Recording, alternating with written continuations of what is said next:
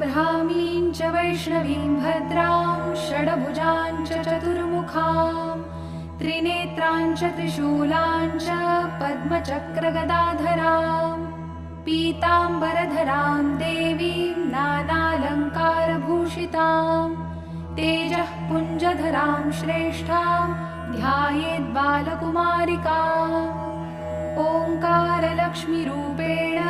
विष्णोर्हृदयमव्ययम्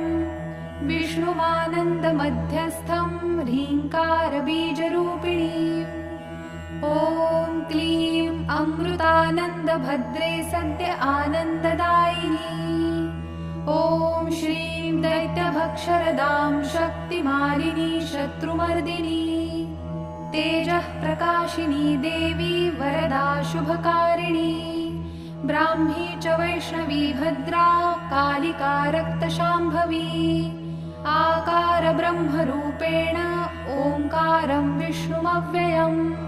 सिद्धिलक्ष्मी परालक्ष्मी लक्षलक्ष्मी नमोऽस्तु ते सूर्यकोटिप्रतीकाशं चन्द्रकोटिसमप्रभं तन्मध्ये निकरे सूक्ष्मं ब्रह्मरूपव्यवस्थितम् ओङ्कार परमानन्दं क्रियते सुखसम्पदा सर्व